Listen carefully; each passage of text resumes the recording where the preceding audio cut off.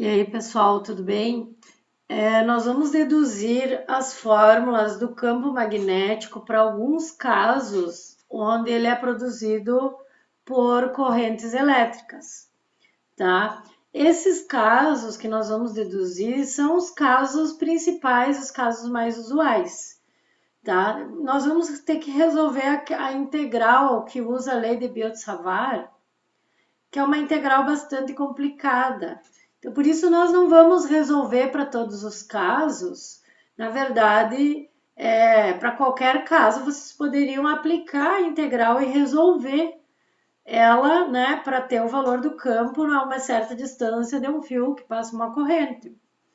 Mas nós vamos deduzir os casos principais, e aí essas equações que nós vamos deduzir, vocês podem utilizar depois já o resultado, né, a equação, aplicar a fórmula que nós vamos deduzir, sem precisar resolver a integral novamente, tá? Mas percebam que cada fórmula que nós vamos chegar é uma fórmula para um caso particular, de formato de fio e o ponto onde nós estamos calculando o campo magnético também. Se nós mudarmos o ponto ou o formato do fio, nós vamos ter que mudar a resolução da integral. A gente teria que resolver. Então, percebam onde se aplica cada caso. Então, vamos calcular o primeiro campo magnético da situação mais comum possível, que é o caso de um fio retilíneo longo. O fio retilíneo que é um fio onde nós não vamos considerar as curvas do fio, e longo, nós dizemos que o fio é longo quando o comprimento do fio é bem maior em consideração às distâncias onde nós estamos calculando o campo magnético. Tá? Normalmente nós temos fios bastante longos, que nós podemos tratar esses fios como se eles fossem infinitos. Tá? Não é que os fios sejam infinitos de fato, é que o comprimento é muitíssimo maior do que a distância em geral que a gente calcula o campo magnético. Tá? Então, para fazer o cálculo do campo de um fio longo, nós vamos tomar um fio, né? Aqui já tem uma figura, nós vamos tomar um fio aqui com um comprimento S. E aí, nós vamos dividir o nosso fio, vamos calcular o campo magnético no ponto P, tá? Nós dividimos o nosso fio em vários pedacinhos de elemento de comprimento ds. E, ó, aqui meu fio passa uma corrente para cima, então o meu vetor ds, ó, acompanha a corrente apontando para cima. Nós temos um vetor que liga esse elemento ds até o ponto P, que é um vetor R, pode até fazer vetor aqui, ó, tá? Vetor Rzinho liga ds ao ponto P, e o ângulo entre ds e R é o meu ângulo θ, tá? É isso que nós temos na nossa figura aqui. Então, como que se calcula o campo magnético? Cada pedacinho de comprimento ds dá uma pequena contribuição para o campo magnético dB. O campo total é a soma de todas as contribuições em dB, né? A integral de dB. E nós, como o nosso fio é infinito, essa integral é uma integral no comprimento, porque a lei de Biot-Savart, ela é assim, a fórmula, ela é μ0i sobre 4π seno θ ds dividido por r ao quadrado. Então, ó, nós temos esse termo em ds aqui, ó, quer dizer que a integral é uma integral no comprimento.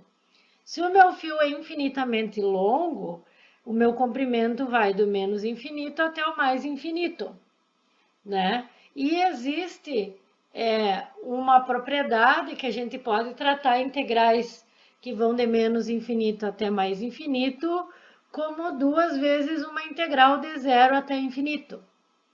Então, nós vamos fazer isso para esse fio. Ao invés de fazer de menos infinito a mais infinito, nós vamos de 0 a infinito, porque no 0 é mais fácil de calcular, tá? Fazer 2 vezes, e aí nós vamos resolver a lei de Biot-Savart. O que acontece com a lei de Biot-Savart é que para cada caso,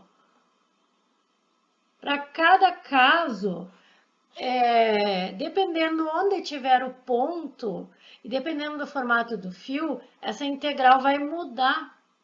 Então, a questão toda é que a integral é sempre a mesma, mas a resolução vai depender do nosso sistema. Por isso que nós vamos resolver para casos mais usuais, tá? Porque onde a gente colocar o ponto, pode ser que mude a resolução da integral, pode ser que a integral fique bem mais complicada. Então, a gente vai resolver casos principais, onde nós já vamos deduzir uma equação que pode depois ser utilizada como fórmula aí no formulário de vocês, tá? Então, ó, como nós vamos trabalhar com o nosso sistema de 0 a infinito, então, nós vamos vir com esse comprimento ds do lado do infinito, né? Ou começando do 0 e indo até o infinito. Quando esse elemento ds estiver no 0 aqui, ó, vai ser a nossa metade do fio, tá? E aí ele vai até o infinito, né? Então, nós vamos tomar todos os comprimentos possíveis aqui, ó, na parte de cima do fio, né? E aí a gente faz 2 vezes depois para tomar a parte de baixo do fio. Então, ó, quando esse elemento ds tem um ângulo aqui, quando não está nessa posição 0 aqui, ó, olhem só o meu vetor R, ó. Se ds estiver aqui, ó, o meu vetor R lá, ó, que é o vetor que liga até o ponto P, vai ter outro tamanho. Ele vai variando de tamanho, ó. Cada posição aqui, ó, do meu elemento de comprimento ds vai ter um tamanho de vetor R ligando ele até o ponto P. Até que quando ele estiver aqui, ó, no que nós vamos chamar de 0 ali no comprimento, um vetorzinho Rzinho vai ter o mesmo tamanho da distância R, que é a distância entre o fio e o ponto P, uma distância perpendicular aqui, ó. Então, vai ter um momento que essa distância Rzinho vai ser R, que vai ser aqui no 0, ó, mas depois qualquer outra posição aqui do elemento de comprimento ds, ó, o meu Rzinho vai ter outro tamanho. Então, Rzinho é uma variável. Não posso simplesmente pegar e tirar ele para fora da integral, tá? Então, aqui, ó, arrumando essa integral, o μ0 e 4π eu posso tirar para fora da integral, né? Uma integral de 0 até infinito. O Rzinho eu não posso tirar para fora da integral, ó, o Rzinho e o ds têm relação. E esse seno θ, ó, quem que é seno de θ? Vamos dar uma analisada. Seno de θ, como esse ângulo θ está aqui fora, θ é o ângulo entre ds e Rzinho, né? Seno θ aqui fora fica difícil de calcular, mas a gente poderia calcular aqui dentro, ó, do triângulo. Forma um triângulo aqui, ó. Eu tenho Rzinho, R é a distância perpendicular entre o fio e o ponto P, e aí, S é o comprimento do fio, que é um tamanho variável, né? Dependendo de onde eu pegar esse tamanho aqui, ó, ds. S é a variável e Rzinho é a variável. Rzão é a única coisa fixa. O problema vem me dizer, calcule o campo magnético a uma distância R do fio. Esse R é um valor que o problema vai fornecer. O S e o Rzinho estão variando junto com o meu elemento de comprimento, ó. Quando esse comprimento estiver aqui, ó, o Rzinho ligando o ponto P tem outro tamanho e S é um outro tamanho. Eles são variáveis, tá? Mas voltando ao seno θ, então, eu vou trabalhar aqui nesse triângulo aqui, ó. Seno θ, vocês podem até fazer um teste na calculadora, tem uma propriedade do seno que seno de θ é igual a seno de π menos θ. Podem fazer o teste na calculadora para vocês verem que dá certo. Π menos θ é esse ângulo aqui, ó. Né? Que se juntar os dois dá 180 graus. Seno é cateto oposto sobre a hipotenusa. Então, isso aqui é R sobre R. Tá? Então, o seno θ depende de R e R, eu também não podia tirar para fora da integral, porque esse R é um valor fixo, mas Rzinho não. Então, né, vamos substituir o seno que a gente já viu aqui quanto que vale. Então, essa integral vai ficar 2 μ0i sobre 4π, integral de 0 até infinito, de R sobre R, Rzão sobre Rzinho, que é o seno, ds R ao quadrado. Tá? R ao quadrado é uma variável, né? E o problema provavelmente não vai me dar esse valor de Rzinho, ele vai me dizer a distância R, que ele quer que faça o cálculo, que é a distância entre o fio e o ponto em questão. Então, é muito mais conveniente eu escrever esse Rzinho, na verdade, que vai dar um R quadrado, né? R ao cubo, desculpa. É muito mais interessante eu escrever esse Rzinho em termos do Rzão, que é o que o problema vai me dar. Quem que é esse R? Aqui eu tenho um triângulo retângulo, ó. Então, esse Rzinho, eu tenho que R quadrado, é um triângulo aqui, ó. É S quadrado mais Rzão ao quadrado, né? Então, o meu R é a raiz, né? Ou isso aqui, não, 1/2, como preferir, tá? Então, eu vou escrever de novo aqui, ó, o meu campo vai ser 2... Aliás, já dá para simplificar, né? Esse 2 aqui não tem.